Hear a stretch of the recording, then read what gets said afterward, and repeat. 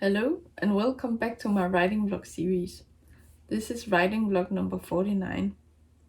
In the beginning, when I made thumbnails for my writing vlogs, I highlighted the number of the writing vlog, but that didn't really state anything about what the video was about. So now I'm shifting the focus away from the writing vlog number and instead focusing on what I'm doing in the various writing vlogs that I'm filming. But enough about that. In this writing vlog, I'm going to continue working on my novel, the first draft of Nature's Culling. In this writing vlog, I'm hoping to write 2 chapters, and those are chapters 12 and 13. So chapter 12 is the old contrast plot point, and chapter 13 is the build-up plot point. In the previous writing vlog, I talked about this wedding that my characters go to and the events that take place at that wedding, and that was chapter 11. What I'm going to write today is something that continues from that. So after the wedding, or I think that these next 2 chapters, or at least chapter 12, is going to take place at the wedding too. I can see here in my outline that the events that take place in chapter 12 are going to take place at the wedding. What I have in my outline for chapter 12 is at the wedding. My main characters talk to the newlyweds and others at the wedding, and they can hardly believe how much things have changed. With everything bad that has happened, it's not that bad anymore, and they're sure that life will find a way and that they can all move forward. So that's pretty broad. It's not something specific that my characters do, it's just something that I need to incorporate into the story in some way. I might as well tell you what I have in my outline for chapter 13, the build-up chapter as well. And in my outline for that, I have my female main character's sister calls my female MC to tell her that she's pregnant. My female MC can kindly ask her sister to get an abortion so that they don't risk someone else dying when the baby is born. The sister declines.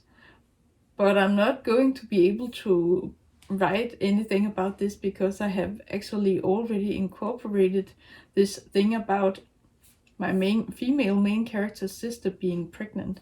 And that's something that makes all of this chaos happen at the wedding. So I need to follow up on the wedding scene in a different way. I'm not quite sure what I'm going to write instead of this in the build-up chapter.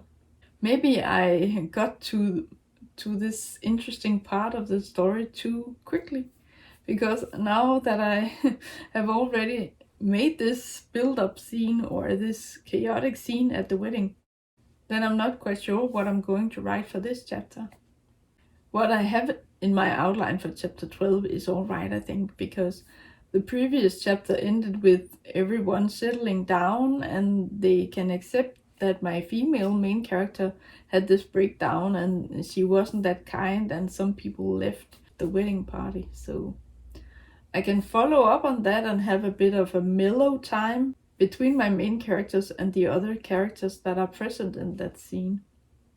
This plot point is called Old Contrast, so it's about my main characters, or at least one of them, reflecting on how things are now compared to how things were before. When I outlined this story some writing vlogs ago, I tried to think about this in a broad sense, and then I just wrote something about my characters reflecting on things and how they have changed. But this contrast plot point is about the innermost feelings of characters in a story, because the difference from before and now, or the before and after, should be clear. But I think it's a good idea to make it clear to the reader by having the main characters reflect on it directly. The essence of this chapter, this plot point, is that, or specifically in my story, it's that things have been bad, but they're getting better, and compared to how things can be, it's not that bad after all. So it's bleak, but it's not as bleak as it could be. It's all about finding the light at the end of the tunnel. It's an expression that fits this because I think it's about seeing the positive things in life. So it reminds me of that song, Always Look at the Bright Side of Life. All is relative. If you have a pretty bad life, then a few minor adjustments that make your life better are great. But if you have a pretty good life and then you experience hard times, you might feel even worse than someone who has a bad life already.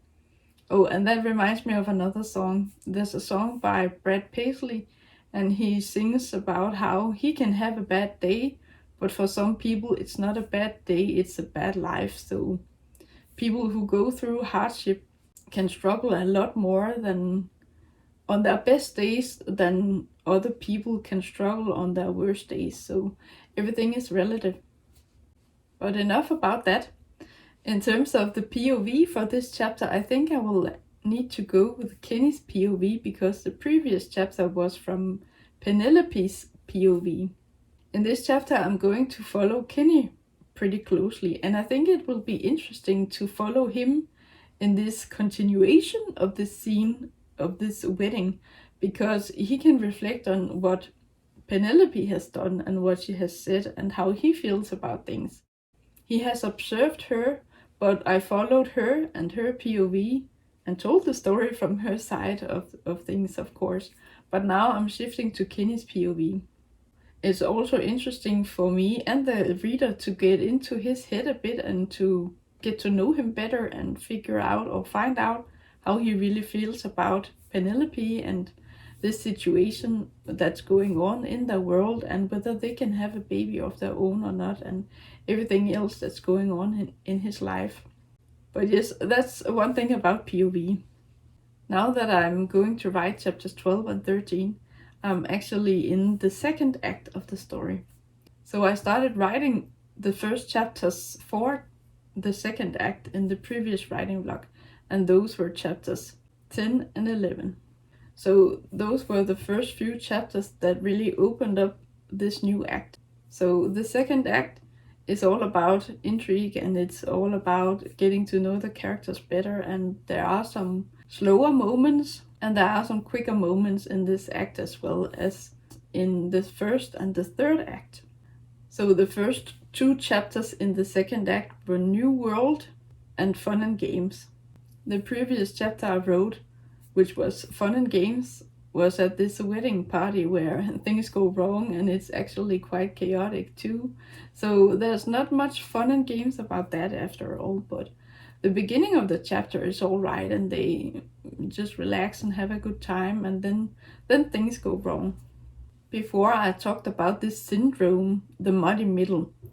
I am concerned about having a muddy middle in this story, but I'm more concerned with another thing. But before I go into that, I can tell you what my definition of the muddy middle is.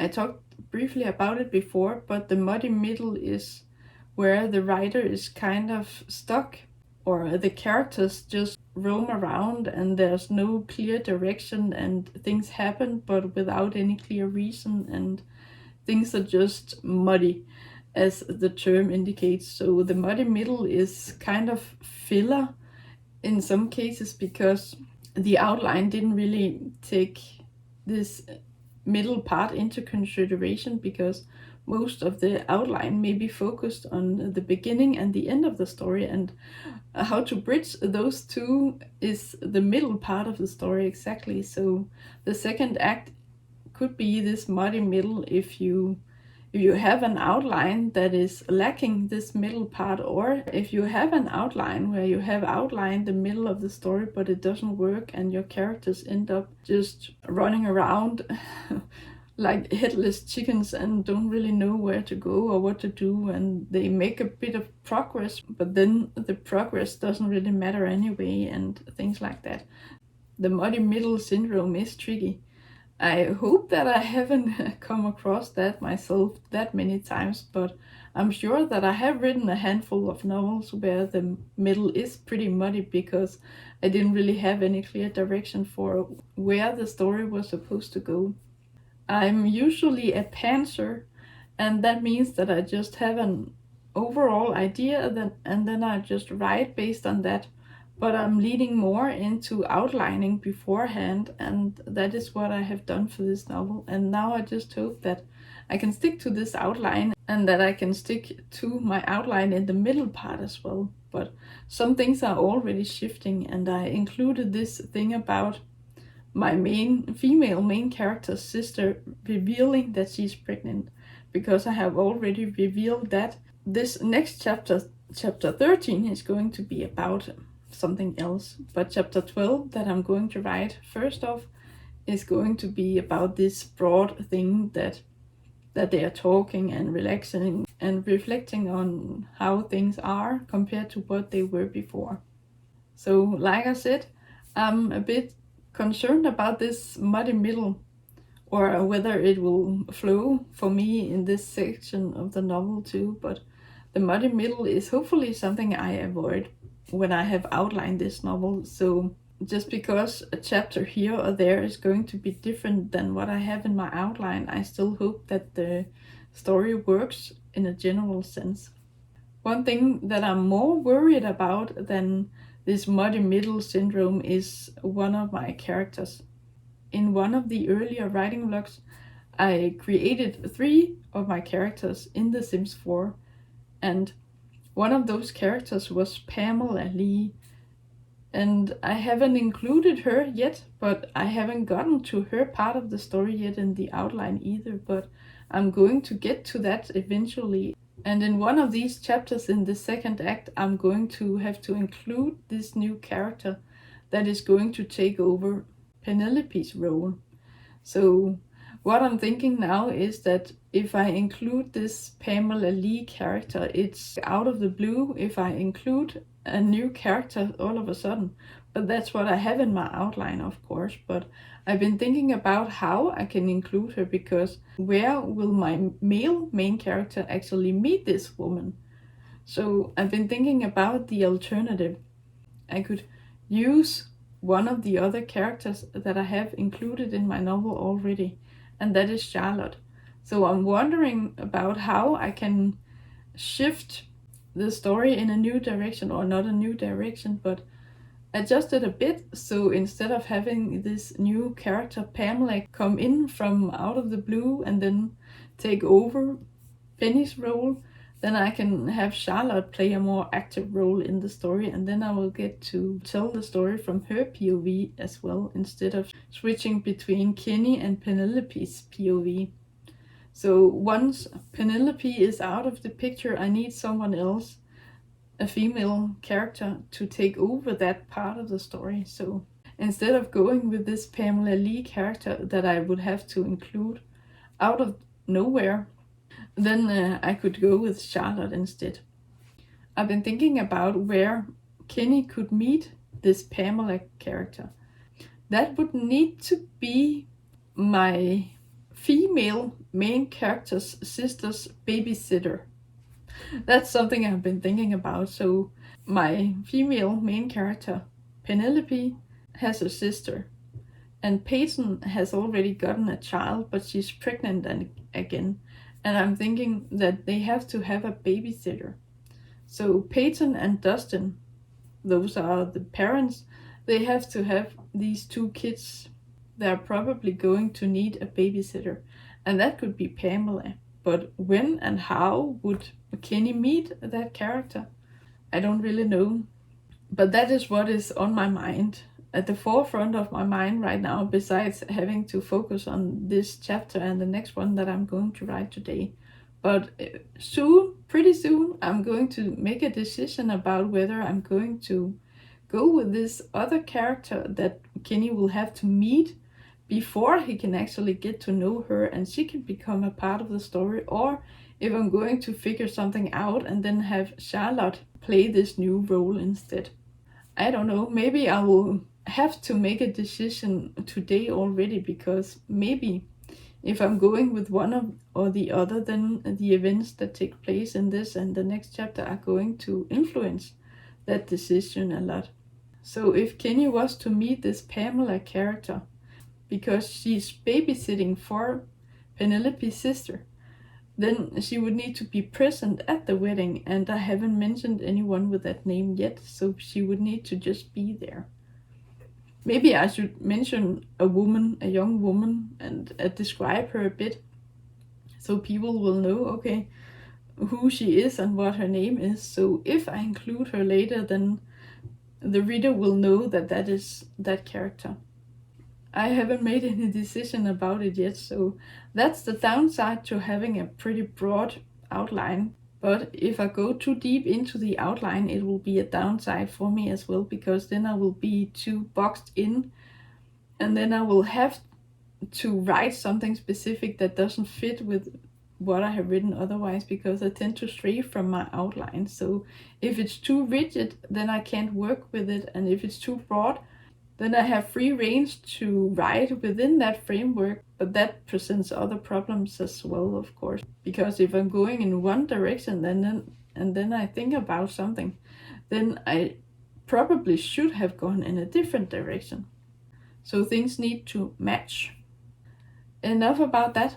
I think and I hope that I have mentioned the things I wanted to mention before I start writing today. So I'm going to jump into my novel and work on it, and then I will get back to you once I have written hopefully both of these 2 chapters. So I'm also hoping that I can keep it a bit brief in the video section I do after I'm done writing for today, but we will see. I'll get to work and then I'll get back to you. Hello again. It's about 4.5 hours later, and I have now written both of the chapters. So in total for those 2 chapters I wrote 9,113 words, and for chapter 12 I wrote 4,883 words, and the rest of the words I wrote for chapter 13 were 4,230 words. So I think I have done a pretty good job today at being productive. So what happens in chapter 12 is that the wedding scene continues, and now I'll follow it from Kenny's point of view, and he's thinking about what Penelope has just done and what she has said, but he doesn't mind kissing her anyway, even though she has just thrown up, and they have a bit of a talk about that. But before long, that conversation turns back to all about this new phenomenon, and people at the dinner or people at the wedding start discussing it again, and a few people are still not that pleased or not that content with the fact that Penelope's sister Peyton and Dustin are going to have a baby. And so this discussion starts up again, and it gets a bit heated, but then someone at that wedding party stands up and says, "Hey, look, we can't change anything anyway." It's normally Penelope's role to do something like that, to stand up and say, "Hey, listen, we can't change it. Things are as they are, and let's just focus on the here and now and try to move forward." But this young woman who does that is Pamela. So I decided to go with this third or this other character. One of the characters that I created in The Sims 4 in a previous writing vlog. But Pamela stands up and shows her face, and it turns out that she is the babysitter for Peyton and Dustin's child. So they have a small boy, and they are expecting another child too. But Pamela is like, "Hey, how can this be the baby's fault? Come look at him." And then some of the people at that party go over and look at the baby, and they start talking, and the tension is eased off again. So that is how my 2 main characters, Penelope and Kenny, meet this other character. And it turns out that she's multi-talented, or at least she's trying different things, and she has worked in various positions, and for the moment she's the babysitter for Peyton and Dustin's child. So she's thinking about switching jobs again, and so she's interested in coming and working for Kenny and Penny at the ranch. And because she's so glamorous and she's so fancy with the way she wears her hair and the clothes she's wearing, She looks very fancy, and Penny and Kenny are kind of questioning whether she's really interested in coming to the ranch and working there, because it's hard and it's dirty work. But Pamela is like, oh, it's no problem, I'm up for anything, and I don't mind getting my hands dirty. So that's basically what happens in this chapter. The discussion is heated up again, but then this Pamela character takes the tension off again, and she reminds them of what is important. And then I weave in this fact that she's going to come and work for Penny and Kenny at the ranch. And that leads naturally into the next chapter. As I said in the beginning of this video, I had to write something else for chapter 13, because what I had in my outline was something that I couldn't write anyway, because I had already included it in another way in the novel. And so I needed to come up with something different. But there was a natural gap in the story. If I didn't choose, or if I didn't write that, then I needed to write something else. And I have bridged the existing prose in my novel with hopefully the rest of the novel in terms of the outline. So bridging the gap in chapter 13 is a scene, or it's a long scene, and they changed location a bit because Kenny and Penny are doing the dishes, and then this car comes up to the house and it's Pamela. Maybe I could get to that quicker, but Pamela comes to the ranch and she's going to work for them, and she's very adamant about keeping her word, and she's like, if I say I'm going to do something, then I'm going to do it, and you can count on me. And she's very almost hostile or something when she says that. She's very strict, and she's, or not strict, she's very, very focused on that. And she's like, she says it a few times, that I said that you can count on me, so of course I'm here. That chapter is basically about Pamela coming to the ranch, keeping her word to them, and then being interested in working at the ranch, and so she's going to live there. I hope that it's clear, or that the reader will know that now that Pamela is going to work at the ranch, she's going to live there as well. I also mentioned in that chapter, it's a big part of the chapter, that Charlotte and Ryan are still living at the ranch, and they didn't want to leave Penny and Kenny before they were sure that Pamela showed up, and so they could leave with a clean conscience, because they didn't want to leave Kenny and Penny alone with it all. Pamela comes to the ranch and they talk with her. Kenny and Penny go out to meet her, and it's cold. I mentioned how the snow is crunching beneath Penny's feet. I follow this part of the story from her POV, but there's snow on the ground and it's cold, and so they have to wear their thick coats when they go outside. But they go out to meet Pamela and they talk with her, and then she's like, oh, I really need to pee because it was a long drive and I had a bottle of water to drink on the way, and maybe I shouldn't have done that, but now I'm here and I need to use the bathroom.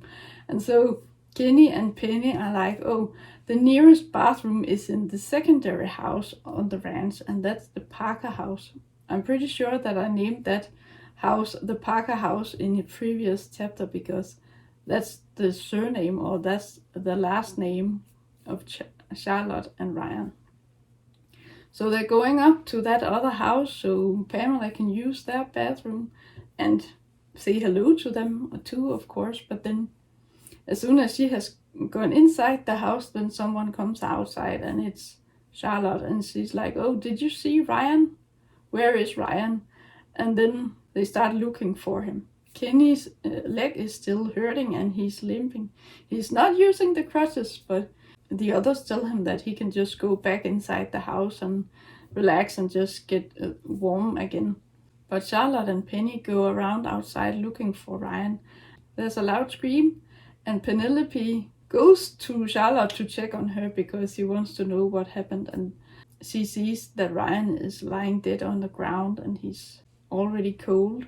So she needs to call 911 to have them take care of that, and she talks with Charlotte. And the rest of the chapter is basically about them comforting, or trying to comfort Charlotte. Charlotte has lost her parents, and she has lost a younger sister, and now she has lost her boyfriend. So she has had enough, and she kind of blames Kenny that it was his fault because Ryan went up on the roof to clear the solar panels from snow. So there was snow on them and he wanted them to be clear of snow so they can get power. Charlotte is kind of blaming Kenny because he was grunting about it, or because he was complaining that there wasn't enough power, or something about the power consumption. And then and the fact that there was snow on the solar panels, I think that's indicated, or it's between the lines. And so Kenny wanted to do that last thing before they left the ranch, but that was stupid. It's cold and it's pretty dark and it's also slippery because it's below freezing. So he slipped on the roof and fell down, and Charlotte blames herself for not stopping him. She didn't know what he was going to do. If she had known that he was going up on the roof, she would have stopped him from going outside. But she blames herself for not knowing what he was going to do and blaming herself for not stopping him. She is also like, oh, I didn't even notice that he fell. Timothy is in his room and he probably didn't register anything either, and so it's basically just bad. The chapter ends with Charlotte going back inside the house that she lives in, and she can't handle it, and she does not want to look at Ryan, and she knows that he's dead, but it hasn't really sunk in fully yet, and she can't bear it, and she says outright that if she looks at him, or if she goes to check if he's really dead, then she will break down. She has had enough, and if she does something like that, then she will break. She can't take any more, and she just needs to get her stuff and her brother Timothy and the baby Hope. She needs to get them and then get their things and go in the car and then drive away. So, but they don't get that far. She just goes into the house. Kenny has walked back to the house that he and Penelope live in, and then on the way to that house, Penelope and Pamela talk about things. Because I'm following the story from Penelope's POV, it's a closer third, then I can kind of read her mind, and she's like, okay, if something like this doesn't scare Pamela off, then Kenny and I know that we have a keeper. Then she's worth hanging on to, and she will be an asset to them at the ranch. But it all comes down to whether Pamela really wants to stay there and work for them or not. But it ends on a bit of a positive note, because I mentioned this in the prose itself, that there's always a light at the end of the tunnel. It's just a question of whether you're able to see it or not. But Penny is thinking that, okay, whatever happens, she hopes that she will always be able to find that sliver of hope. She's also thinking about Charlotte and other people in a similar situation who might not be able to see anything but darkness. But that thing about the sliver of hope, that's the positive note I end that chapter on. So I think it was a good chapter, and I think that chapter 12 was a good one as well. But yes, that's it for this writing vlog. I hope you enjoyed this, and I hope you will watch the next one. Until then, take care. Thank you for watching.